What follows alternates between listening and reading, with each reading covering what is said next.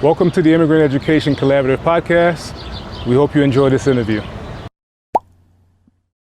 So welcome to a special episode of the Immigrant Education Collaborative Podcast. Today I have one of my favorite people in the world, Miss Kim. How are you, Miss Kim? I'm doing well, thank you. Thank you for allowing us to be here, first of all. And where are we? We are in Oxon Hill, Maryland, at the Revolutionary Institute of Beauty, private career school. Okay. Yes. Absolutely. That's beautiful.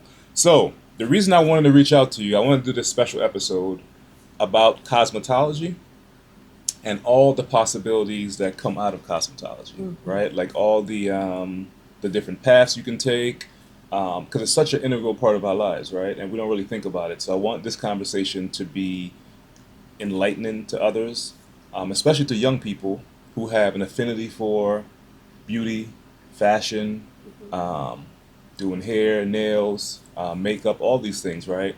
And let them know that this is a viable career path, a viable career option. And I think your story and your journey is going to help to illustrate that and sort of your evolution of how you came to be the world-renowned Miss Kim. Oh, I thank you. Okay. Yes. So talk to us. Usually we start off by asking folks about, when they were younger, their childhood. So talk to us like, you're in high school, you're getting ready to kind of go out into the world. Like what were your, when you think back about being in high school, like what were some career options that you were mulling over, you were thinking about possibly pursuing? I like that question because I was clueless. Okay. I had no idea whatsoever. I didn't know what I wanted to do. I know that I had to finish. That was it. That was my instruction. My mother said, "You better graduate from high school." That was it. Just like that. That's it. And then after that, okay, I did it. Check the box. Now, go get a job. But we didn't have any direction in high school. All we had was, you need to finish this class, you need to pass that class. Okay, did you score well? What was your GPA? After that, you graduate. Good luck with the rest of your life. So I didn't have any direction. And it wasn't until my mother told me there was a beauty school behind our apartment building. You need to get your feet off of this coffee table and do something with your life. So that's where it began for me. Okay. Yeah. All right. So it wasn't something that you had considered? No, not at all. Not at all. No. All right. So, okay. So walk us through that. So this is your mother's suggestion, right? So your mom is like, go across the street. There's a beauty school. Get in there. Make it happen. Exactly. So you walk in, and what happens? So I go to the school, and it literally was behind our apartment building. And I registered. I started the program. At that time, it was a full-time, 10 months, 5 days a week, 8 hours a day. So it was like our job. And once I got into the practice of beauty culture, I realized that this is something I think I might really want to get into. But even still, I didn't understand the capacity of the beauty industry and how far that it could actually take me. So again, my goal was to finish. There wasn't a conversation about what this industry could do for you, where it could take you. They say, oh, you just have to finish. As long as you have passion for it, it'll be wonderful. Okay, complete your 1,500 hours. Do your practical, do your theory, pass, go get a license, go get a job. So that was really the extent of my understanding. It was similar to high school. But once I was in school, what I realized is that I liked the education piece of it. And because I'm a curious person, I want to know more. It was never enough. I wanted more. So, okay, I have my license now. I go get a job, but there's more. What else can I do with this license? So I started to explore other things, and I found that I love to teach. I love to teach, and I love telling people what to do. So it kind of goes hand in hand. So while I was getting into the educational piece, because I was behind the chair, I did get a job. I was working in a salon. I did very well. I was cutting, I could cut, I could style, but I also found that I was very good at customer service. So when people started to ask me, what is your specialty? Customer service. I love people. I can have the gift of gab. I'm persuasive, I'm convincing, I'm passionate, all those things. So that helped me decide how far I wanted to go into the business. Customer service is my jam. So I always wanted to talk to people, see how they're feeling, where could we go? Do you need anything? Or they may decide that they don't want a particular service. And then we just sit down and have a conversation and say, why not? After I realized that customer service was my jam, then I realized that education was. I got a phone call from my beauty school teacher. She said, Kimberly, we need a substitute. I want you to come in and be a substitute. But at that time, I never taught. I didn't know anything. So I just came in and did what she told me to do. I had no formal education as far as teaching is concerned. And as a matter of fact, as far as being a student, I wasn't a very good student because I now know which is attention deficit disorder. I was suffering from that, but didn't know. Mm-hmm. And so it was hard for me to stay focused, to stay in one place and get the job done, like to complete. Mm-hmm. So I actually just found that a couple of years ago. But once I realized that education was what I wanted to do, then I took that to the bank. Yeah. Literally. Yeah. Okay. I love that. So I think you're touching on a lot of important themes here, right? So the first thing was that you're open to your mom's suggestion about going to the beauty school, right? Yes. But once you got in, I think your personality and this personality trait that you have of being curious, right, of wanting to know more, Mm-hmm. wanting to learn more, wanting to expand on what you already learned, I think that plays a huge part in this, right? And then you build on that because then you're like, okay, I like to teach and help. As I'm learning, I also like to teach others, Yes. right? And as I'm learning, I also like to make sure that other people are receiving, the treatment that they deserve, right? Which is the customer service piece, like making Yes. sure that people are good. That's all part of your personality.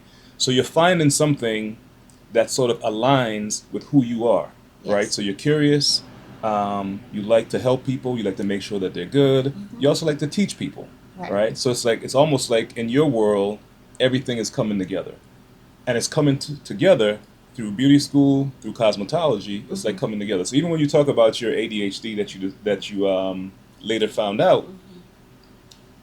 you realize that when you're doing something that you're aligned with, which is sort of like your calling, your passion, your love, Mm-hmm. it kind of works out, right? Because Yes. before you found beauty school, you weren't really sure what you're going to do, and if you're doing something that doesn't interest you, Mm-hmm. then more than likely it's going to be boring. But if you're doing something that sort of feels aligned with your spirit and what you enjoy doing, Mm-hmm. which from knowing you, that's where you are. Mm-hmm. So talk us through that piece, right? Because when I asked you initially in high school what did you want to do, you weren't really sure. Mm-hmm. But it's almost like a fish to water. You took to cosmetology right away. Yes. So I think about the what if. Mm-hmm. What if I did further my education and learn more about this industry? What if I decided I didn't want to do this? Mm-hmm. So where would that lead me? Still, being semi-clueless, but now having a license to operate, now I'm working this business, starting to meet people, starting to learn how to network. Once I learned how to network and really talk about what it was I did, then I started to find out what it was I wanted to do. When people started to recognize things in me, oh, you should look into education. Mm-hmm. You should look into, teaching people how to do what you do as far as like a skill set, cutting, for instance. Mm-hmm. So once I started exploring some of the other opportunities within the industry, that's when it really took off for me. Because the what if for me is what if I didn't embrace all of these things? And because I still have that what if, what if I just did what I said I was going to do, right? What if I stopped worrying about how things were going to happen and just started doing it, doing the work? That's one of the things I tell my students all the time. Just do the work, right?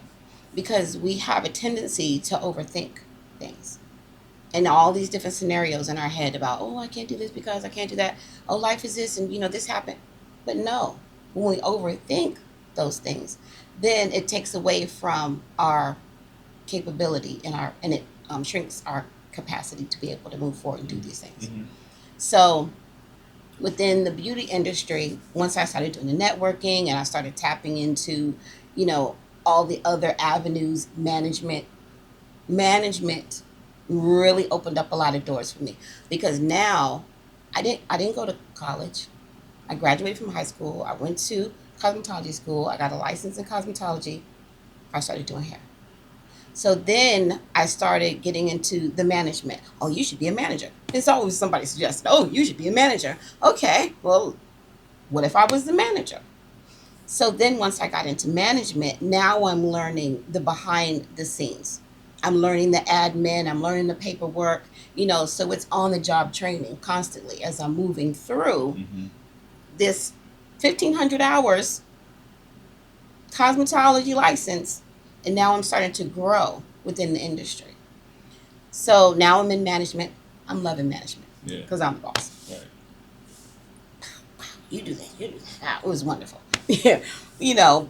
But then there came a lot of responsibilities with that as well. Mm-hmm. While everybody gets to clock out and go home, now I'm the manager, so I have to sit, behind the scenes and make sure that everything is, held accountable for. Inventory is right, all the money is right, all the people are, on time and all those things. But I still love management. I love management so much that I went to get my undergrad and get a major in management, business management. Mm-hmm. That's how much I enjoyed it. So I'm like, okay, well, I have this cosmetology license and I have managerial experience. I'm going to talk about why I really went to get my degree. There's a few things that ignite my fire.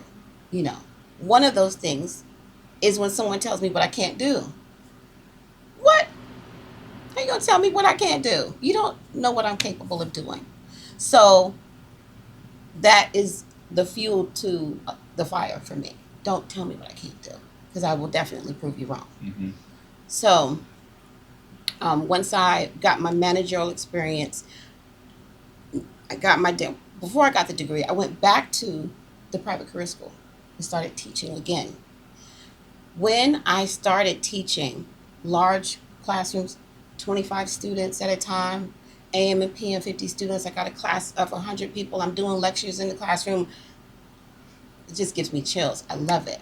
So now I have students coming to me saying, Miss Kim, I want to do what you're doing.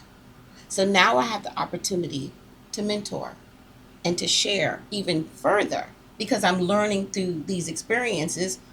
Cosmetology license, high school graduate, cosmetology license, manager's experience. So now I'm starting to grow within the industry, being mentored by others, and now I can mentor others. So, each one teach one.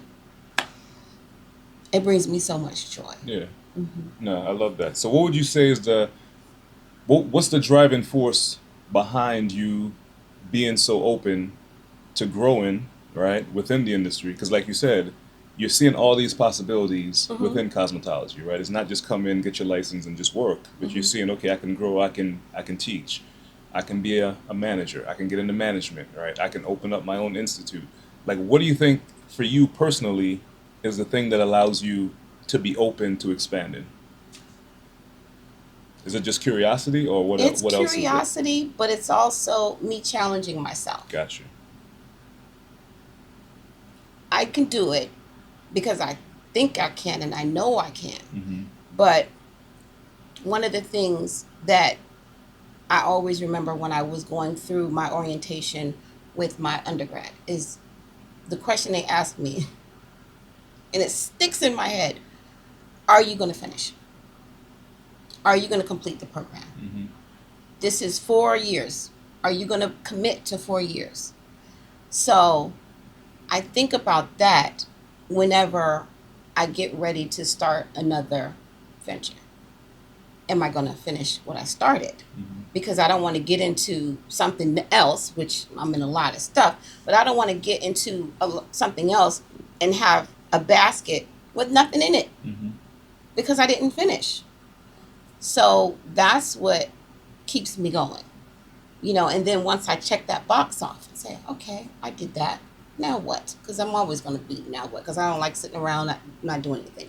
And it's always a challenge for me. What can I challenge myself? Do something bigger and better. Yeah. So. Okay. So here's the thing. We're having this conversation specifically around cosmetology and all the branches that flow from that, right? But I think this works. We're using cosmetology in this sense that it's a professional trade in a sense, right? But you can plug any other profession or any other industry into cosmetology, right? Like I could take cosmetology out and put in becoming a pilot. Take cosmetology out and put in, becoming a doctor, right?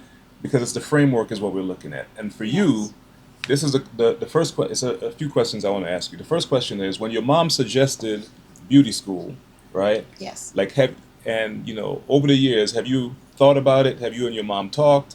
Do you think she made that suggestion based on, like, you being her daughter and she knowing that, hey, Kim likes to do hair, she likes this, she likes that? Do you think any of that was put into it, or is more so just like proximity? This beauty school's here, go do something. I think it was. I like that question.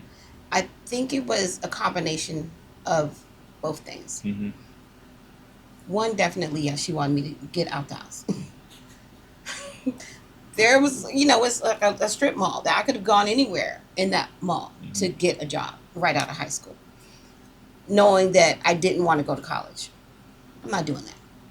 I did it later, but I don't want to do that now because at the time, my mental capacity couldn't handle that. My attention span was super short. So she knew that I moved around a lot. I had to keep moving. I have to be moving at all times. So for me to be able to sit down in one spot and do the same thing repetitively, she knew that wasn't going to work. So with the cosmetology, that gave me the opportunity to do a bunch of things at once. And it worked. So I'm glad that she made that decision. Not decision, but she made that suggestion. And that I've listened and I went ahead and like, okay, well, I want to keep living here, so let me go ahead and do what she told me to do before she puts me out the house. So. No, I like that. So essentially what I'm doing here is I'm walking you through sort of the phases of career development, right? Yes. So the first phase is really self-awareness, is you kind of knowing who you are, which you just alluded to. You're the type of person who didn't want to just sit down at a desk and do these tasks and you weren't moving. You need to move, right? So you need to know sort of what your personality is and how it blends and complements, like other possibilities. Yes. Which is kind of what beauty school provided for you. The second piece of this is you exploring the option. You got in there, you're like, okay, this is good, but then you're starting to explore the options of what else can I do within cosmetology, which I think is really profound. And what it speaks to is domain expertise, right? Domain expertise or domain knowledge, which is essentially learning the industry that you're in, which most people overlook. Right. And I think what you did is you did like a very fundamental thing, is that you got in and then you were like, okay, let me learn the industry. What are all the components in cosmetology? What are all the different possibilities? You didn't just come into it and say, okay, I'm just going to get my license and I'm just going to just work as, in this job description and then that's it. You kind of looked at, the big picture, right? And you saw all the tentacles that would lead out of this, not just for the different branches, but also just the different possibilities, right? Including management, including ownership, including building an institute. So walk us through that process of how you understood. I think we hear this a lot when it comes to, I'm using the analogy of music, right? So if you're an artist, somebody will say, hey, you can make music, but don't forget that this is the music business. So I think in this situation, you understood that this was a business, which is also analogous to this is the industry. Yes. So you didn't just come in as a musician and say, hey, I'm just going to make the music and go on tour. You said, I have to understand the business, right? Like, how many points do I get for these songs? what's my publishing? Like you did all the background. Right. So talk to us about how you sort of, as a young person, how all that unfolded for you, where you can see the bigger picture and not just pigeonhole yourself into, I'm just going to get my license and just work as an employee. For me, because I like to be in control. I like to be in control. So I realized that ownership, one, was going to be my goal. I have to own it so that I could be the decision maker. Once I did that, and of course, more doors started to open because now I'm in different rooms that I never would have been able to get into. But now I'm in these different rooms, I'm meeting these other people, and I'm seeing my peers. And what I love about the industry is that we all started in the same place. We all started with a cosmetology license. So once I start to meet my peers and I'm networking with them and I'm seeing all the different possibilities, I say, okay, the sky's the limit here. So what are we going to do? One of the things, and I'm kind of jumping ahead a little bit, one of the things when I realized it was a trigger for me, when I realized I was onto something, was I had my sons, I have two sons, and we were at the doctor's office. And there was a condition that I knew what the condition was because I learned it in cosmetology school. So when the doctor had came in to see what the problem was, I had already told him what the problem was. But I told him in technical terms, because we're studying physiology, anatomy, chemistry, all of those things. So I was able to talk to him the way he would talk to me, So what is your profession? Who do you work with? I said, I'm a cosmetologist. Can I please tell you, this man was annoyed. He could not understand how I was speaking his language. Fluently. Yeah. And he looked at me and said, "You're what?" Like, I know you're not. Yes, I am. I'm a cosmetologist. But what college did you go to? I did not. He walked out the room. Because exactly what I told him was wrong with my son was wrong with my son. All I need you to do is write the prescription. That's the only thing I cannot do. That's what I need you to do for me. You don't need to diagnose and tell me all these things is wrong with him. I already know what's wrong with him. You're the solution. You're the pathway. You're the only way. Help me out. I just made your job a little bit easier. You just confirm what I said, write the prescription, and walk out the door. So that was like a light bulb for me. Because now I'm like, what? I just went toe to toe with this doctor that spent all these years getting this degree to do all these things, and I just challenged him. Oh, it was on then. I was ready then. Oh, you could stop me now. Let's go to the bank. So that was the light, that was it for me. Yeah. After that, I always go back to that. Well, if I could sit here and talk to this doctor and we could speak on, level terms, let me go. Yeah. Don't stop me. Get out of my way. Or you're going to get ran over. Yeah.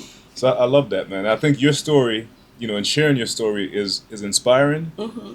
And it just reinforces the framework of a lot of this stuff you can do on your own, right? If you're open and you're curious and you sort of follow these steps, and you can do this whether it's cosmetology, whether it's, as a plumber, whether it's as a lawyer, a doctor, whatever, an engineer, it's the same framework. It works, right? So part of this episode is we really want to help parents support their children who potentially have an affinity for cosmetology, right? So I want you to talk to parents a little bit, and kind of give them some insight in how they can help to nurture that interest that their child already has, right? So if you have a child who's into, fashion, they're into doing hair and nails and makeup and all this stuff, but the parent doesn't have a background in that, how would you sort of help support and guide the parents? Like what would be some inside, tips that you could share with them so that they can then be empowered to help nurture that gift that their child has that could potentially open up to this world, this business, this industry of cosmetology? That's a great question. Well, the first thing is to understand that this is a multi-billion-dollar industry. That in itself, we're not going anywhere, and we're growing. Every year, the industry gets bigger and better. So that's number one. And embrace their curiosity. If they want to know about it, ask the question, ask why. What is it that you're so excited about this industry? And if so, what part of it? Because it's deeper than doing hair, and I think that when people think about cosmetologists, when they think about us, that's all they see. They see us standing behind a chair doing people's hair. Yes, that is what we do. That's part of what we do. But we also, and I just talked about this recently, we comfort people. People confide in us. We're, someone just gave me a mug and it said therapist, like a therapist, but for hair. And it makes sense because when people walk through that door, sometimes this is the only opportunity they get to decompress. So for the parent, think about that. That's your child has the gift to comfort and to console someone with a cosmetology license that can take them as far as their imagination can in this industry. So that's one. Embrace their curiosity. And then the second one is whatever area it is that you're in, find out how much they're making locally and statewide. See what that dollar looks like because some people think that you can't make a lot of money in this business, but oh, you can. Oh, yes, you can. So find out what the income is going to look like. Sometimes right out at the beginning, it is a little bit difficult. But if you have the right structure in place with the support from your friends and family, then you can go further faster. Mm-hmm. But when people are fighting you and telling you, oh, you don't want to do that, how are you going to tell somebody they don't want to do something that they said they want to do? And then for the parent, think about when you were their age and the things that you wanted to do. And your parents told you no. What was that like? What did that feel like? So as a parent, we have to, when I say we, because I'm a parent, we have to be open and receptive to what our children are saying because they're telling us the truth. It's just a matter of, are we going to listen or not? Because they're going to do what they want to do. So it's better to go ahead and embrace their passion because when you're passionate about something, you're going to be successful in it. There's not going to be a lot of difficulties because that's what you want. So you're going to try harder. And to know that with the cosmetology license, we have aesthetics, there's blow dry stylists, there's nail technology, there's hairstyling, there's barbering, massage therapy. Oh my gosh, the list is long. Those are just the licenses. Mm-hmm. But with each license, that license has branches that can go into other aspects of beauty culture. So when I have conversations with parents, because, I have high school students, I can't believe that my daughter wants to do this. I feel like it's a waste of time and this, that, and the third. Your child is very talented. One of the things we have, because I have a lot of bilingual students, and some students that don't speak English at all, very little. I have a story I love to share. One of my students, she came to me and said, Miss, can I speak Spanish? Of course you can speak Spanish. That's your native tongue. You speak Spanish. She said, no, miss. Can I speak Spanish in your class? I said, well, I don't speak Spanish. So how are we going to make this work? So I said, no. You want to learn how to speak English? Yes. I said, then speak English. That was the beginning of the school year. Speak English. We're going to work through this together. So the parent's concern is, my daughter doesn't speak English. Okay, but she can learn. Once she learns, not only does she know how to speak English now, but she's bilingual, and she can take what she's learned in the cosmetology and work with Spanish and English.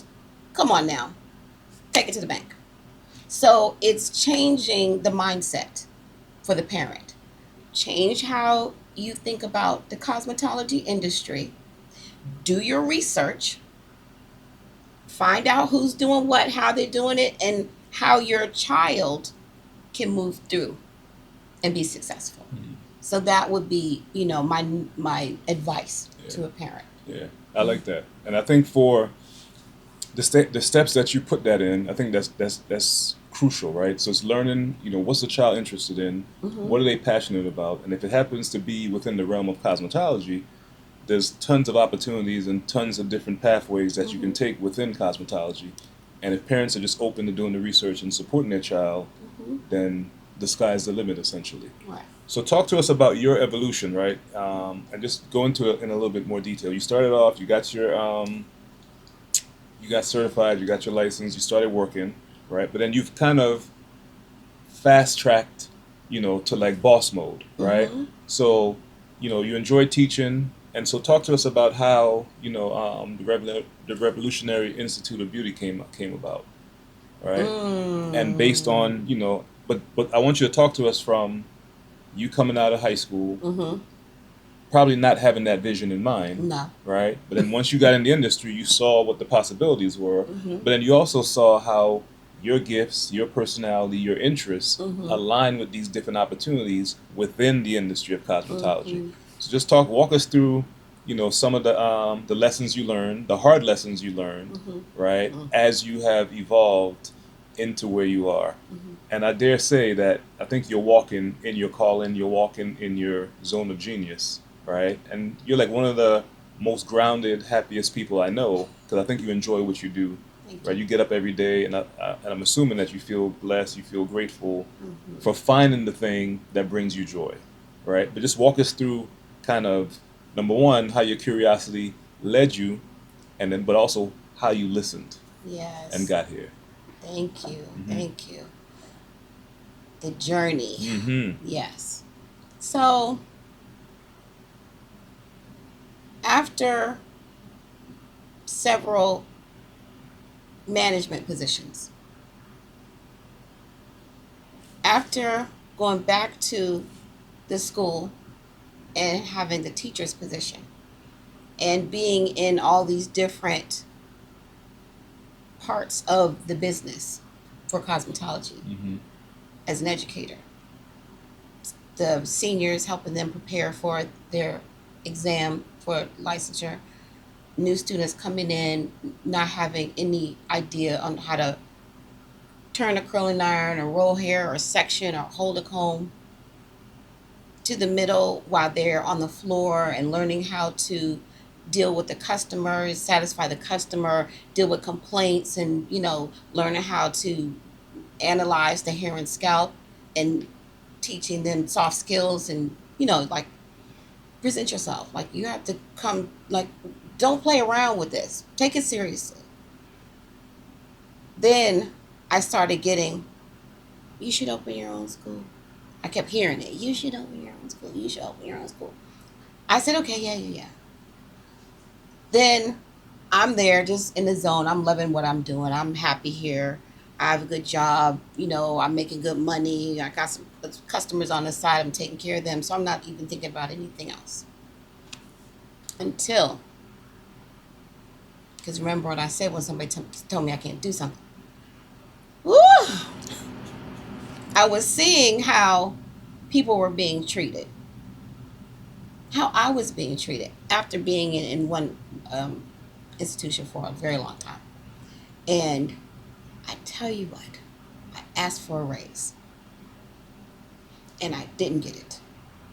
And not only did I not get the raise, this person looked me in my face and said, "Oh, Miss Kim, you deserve the raise. You deserve that and more. And I know anywhere you go, you can get that." I was the lowest paid person in the whole institution. I was like, hold on, Matthews, do the math here. What are we really doing? So from that moment, but before then, yeah, from that moment, I decided I'm not going to take this anymore. I'm going to be an advocate for what's right in the industry. And the only way that I can do that is stop complaining about it. I have to do something about it. I have to be the change. I'm the one who's going to have to step up and challenge this. Oh, you can't do that because, we don't have schools in this demographic. We just don't. So you can't. They told me we don't, so you can't. I said, what? Okay, well, let me do the work. Let me do the research and find out why you all think that we can't have our own institution. So that's where it began. The thought process and the planning of it, that took years. But in between there, the training center, that was first. I, opened that in my sister's basement. And then from there, I ended up having another small establishment out Powder Mill Road. And then from there, COVID happened. COVID shut us down. I was like, okay, now I have a business, but no business. So after that, I had to leave my space because I didn't have any money, because I spent all my money, trying to survive. Then the PPP, that came through, but I didn't qualify because I was solo. I was by myself, so I didn't meet the requirements. I'm like, you are kidding me. I'm getting ready to lose everything. So I gave up my spot. And then from there, I was like, okay, I'm getting ready to lose it all. And in an instant, I got an email, you're approved. I said, okay, but I lost my space because I gave it up because I didn't have any money. So now I'm like, okay, God, you gave me this money. What if I don't use it for its intended purpose? I'm gonna have to give it back. So what do we do? What are we gonna do? And I ended up here. So while I was here, and it was COVID, I had all this space, no customers. I had just finished my last program at my other facility, the small one. But now it's COVID. I have no customers. I have all this space. I got to pay rent every 30 days. What in the world am I going to do? So I used the COVID money to keep paying the rent. But while I was here with no customers, I was on this floor praying. And then in that office, creating the program, for which is now approved by Maryland Higher Education Commission, Revolutionary Institute of Beauty. So it was just a matter of keep walking in faith and doing what I said I was going to do. And now, I had someone call and said I didn't have a salon at the time. Oh, I need somewhere to work. I have customers. I need somewhere to work. I didn't have a salon at the time. I said, okay. So I went to the paperwork, set the salon up and got the inspection and had them come through. Now we have a salon. So now I have the training center. Then I have a salon. After the salon, then we have the school open. Like it's just been, it's just been moving. But in order for it to keep growing, I have to keep doing the work. So that's what I encourage anyone to do. If you put it on paper and if you said it out loud, then you got to do the work. That's it. That's all. If you're not going to do the work, then take that piece of paper, tear it up, throw it in the trash, and do something different. Otherwise, you're wasting your time. And nobody wants to talk about that. Talk about what you're not going to do. Do it or shut up. Can I say that? Yeah. Okay. Sure. Do it or be quiet. Yeah. Get excited. All right. So here's the thing. We're getting ready to wrap this up. Okay. And I appreciate you being so generous with your time. So I know once people figure out that they do want to get into cosmetology, right? They can reach out to you. They can, if it's offered in their schools, they can kind of start there. If they go and they see someone who works in the industry, they could potentially start doing informational interviews and asking them about what's the process to get involved.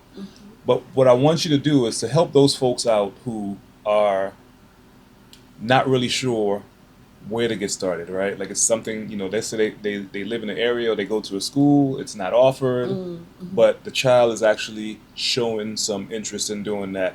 But they feel like there's nothing around them. There's no one that they know who's in the industry. Like I want you to give those people some tips, which also will lead to a lot of hope. It'll lead to a lot of clarity and sort of like, here's some first things that you can do. Like, who would you tell them to reach out to? Because we told them to do research, but let's give them like some specific steps in how they can do that, especially if it's not offered at the high school or in your area, and you feel like I'm just alone trying to figure this out. Right. Like, what are some practical steps that that teenager who loves doing hair or loves nails or fashion or whatever? What are some practical steps that you can give them, or tips of how they can get started? Right. That's a good question. Mm-hmm. So, in all states, the first place would be your Department of Labor. Yeah, DLLR, your Department of Labor, Labor and Licensing. And with that, it'll show who needs a license to operate. Then, if you need a license to operate, what the requirements are. So it's either going to be your age or high school diploma, those things, GED. If you don't have the age, then you can seek out a mentor. And you can be mentored by a professional until you reach the age to actually go to school to get your license. Or you can do certification programs. Like, a certification program versus licensure is different.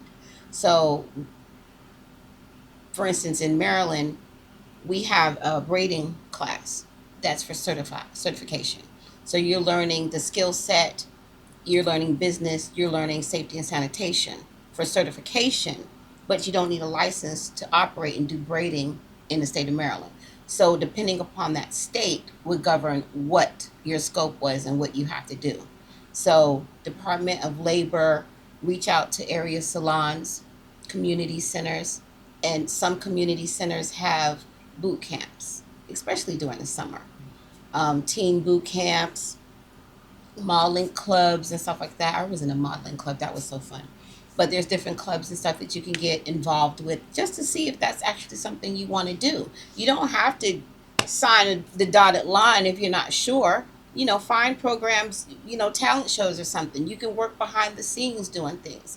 And one of the things that I love about this industry, like, the list is long on, once you get that license, all the stuff you could do. One of my favorites was the cruise ship. You can work on a cruise ship in their salon and spa and do services and travel the world. What? And you have housing, you have food, you don't have to worry about your clothes. They come do your laundry. All you have to do is wake up. When they say wake up, go walk past the Lido deck, go to the salon, clock in, and get to work. And I say that because my niece works for Disney Cruises. So, it's a real thing. Some people don't even think outside the box. Down 5 minutes from here is MGM Grand. They have a whole spa there. Nail technicians. I'm always getting calls. Do you have anybody? Do you have anybody? Like, people are needed for this industry. But the problem is that most of them aren't licensed. You're out there operating without a license. Cut it out. If you have a passion for it, you're missing an opportunity when you don't have a license. Just like brands, they're looking for people to endorse their products. The first thing they're going to do is go do a license search, see your name. You can look it up. It's public information. Kimberly Matthews, does she have a license? You're going to see that I do. So when the brand deals are coming through because you're amazing on social media, but you're not licensed, then they're going to skip you and go to the next one. So that's another thing that we could share with the parents. If your child is on social media and blowing up on social media and they get a deal for something, but they don't have a license, they miss an opportunity. Right? So I don't know if I answered the question. No, you did. You did. Okay. You did. And I think that's really good insight, right? So that they know getting licenses is an important thing. Figure out, like, how early can I do that, right? Like, is there an age requirement, in my city or state? The other thing I want you to do is talk to people about how they can get in contact with you, because I know after this interview airs, they're going to be folks who have nieces, nephews, children who are potentially going to have their eyes open to possibilities, right? Things that they haven't thought about. Like, I love the idea about getting involved in a talent show, right, and a modeling club, and doing the work behind the scenes. And these are things that people don't think about, right? Or even pairing up with someone who's a content creator, and you can be there, helping the groom folks, right? So How would people get in touch with you?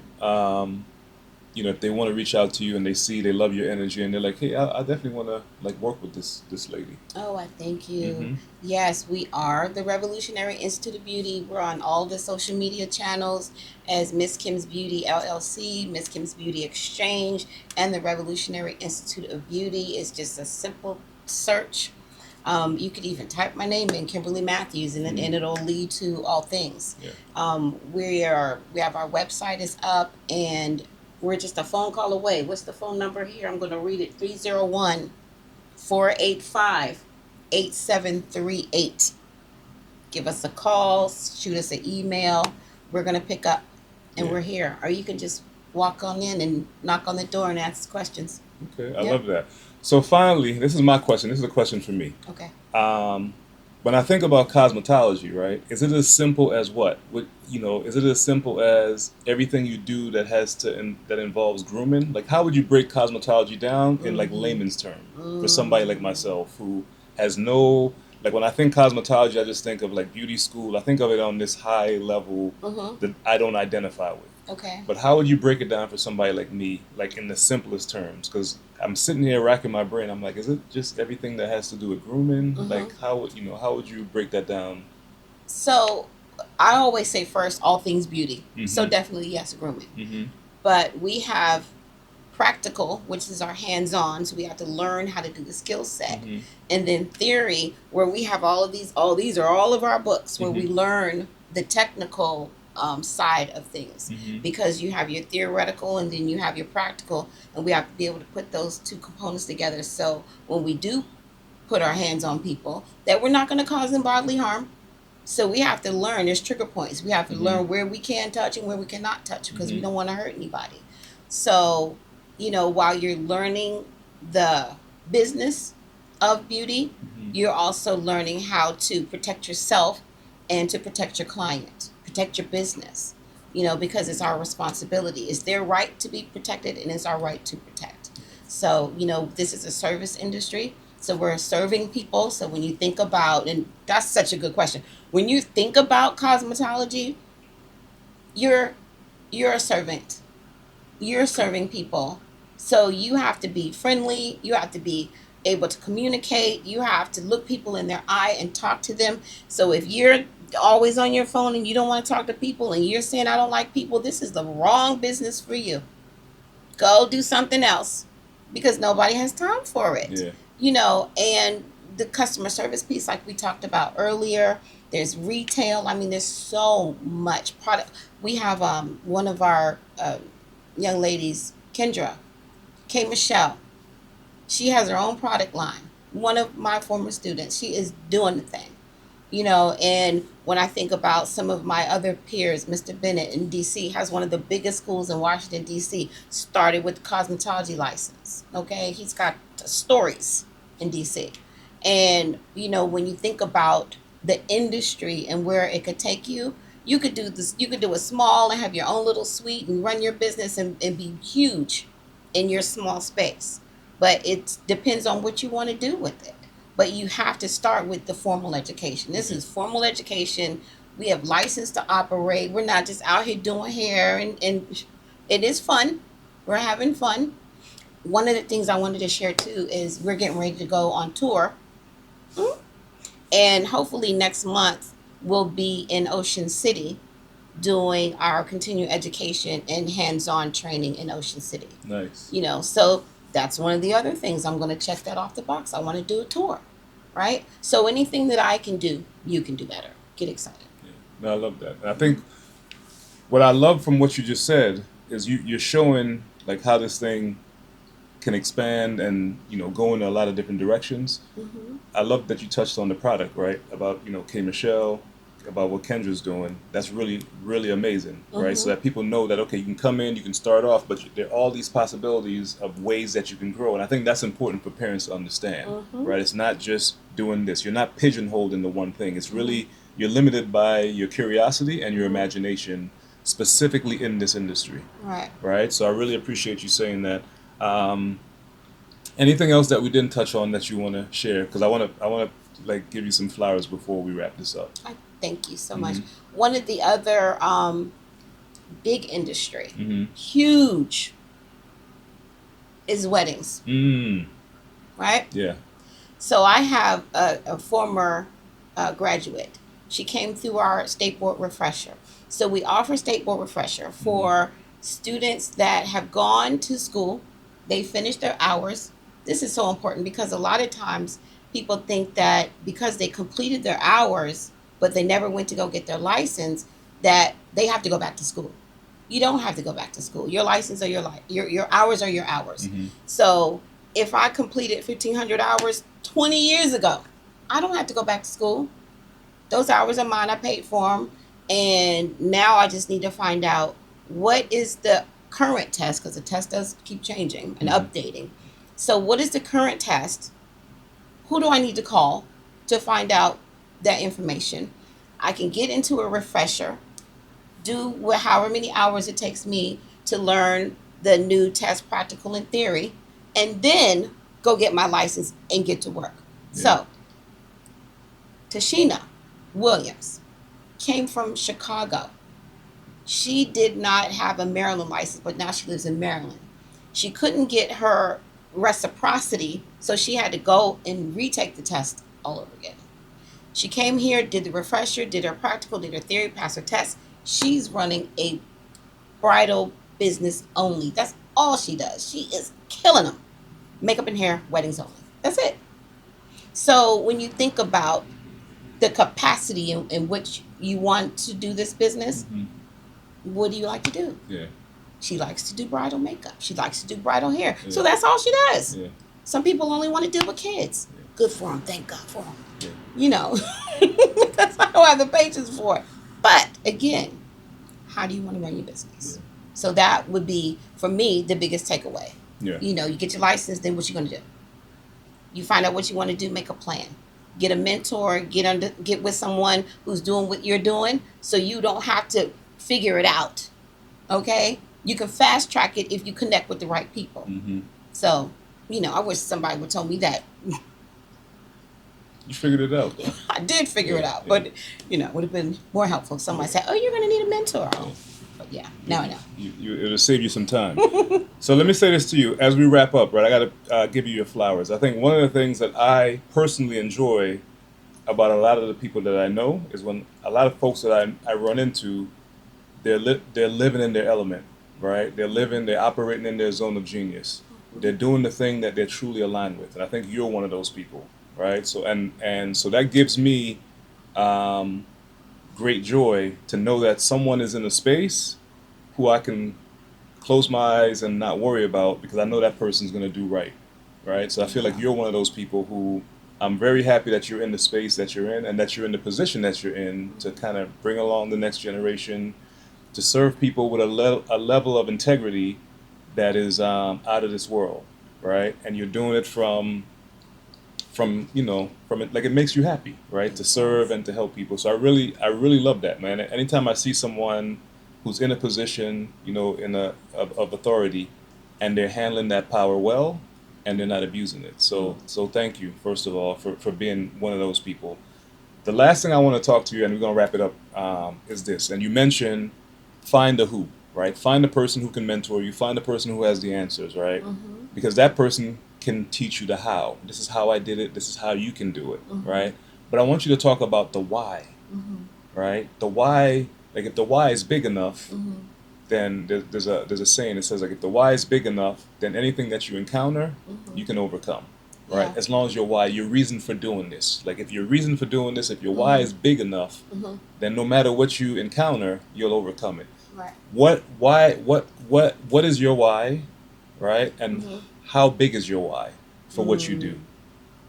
My why is my kids.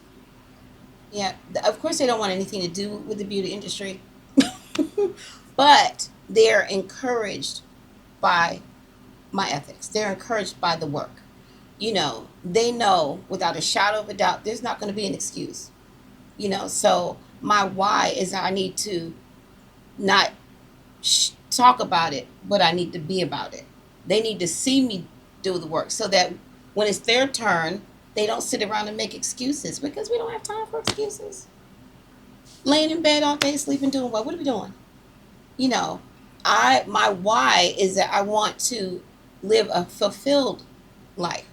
I want to meet as many people as I can. I want to have as many experiences that I can.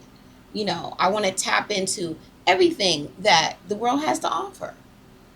That's why. That's my why. That's I your why. want more. That's why. That's why I do it, because I want more. It's not enough.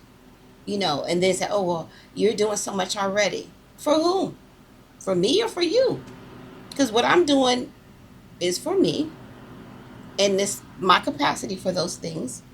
And if the door is open, I'm gonna walk through it while it's still open, right? So that would be my why. And then, you know, I think about Stasha. I admire her. She has her own product line in New York. She's global, right? She's doing braids and natural hair and all of these things. She has a school in New York. I think about Dr. Betty Franks, and you know she's in North Carolina. Like, these are people that I'm meeting often. So why not, right? There it is. Get excited. Get excited. So thank you so much, Kim, and thank you for hosting us at the Revolutionary Institute of Beauty. Thank you. It's a pleasure, it's an honor to be here. Thanks for all your insight. Thanks for your enthusiasm and your energy, and I really, really appreciate you. Again, you're one of my favorite people on this whole planet. Thank you. So thank you guys for joining us on this special episode of the Immigrant Education Collaborative Podcast. Hopefully this was helpful. This can hopefully help someone who has an interest in cosmetology, and we'll see you next time. Bye. Thank you for checking out this latest episode of the Immigrant Education Collaborative Podcast. We hope you enjoyed it as much as we did. Please shoot us a comment. Let us know what your favorite part is. Shoot us some suggestions, what you'd like to see going forward. And thanks again for your support. Thanks for subscribing. Thanks for sharing. Thanks for liking. Thanks for your engagement. We appreciate it.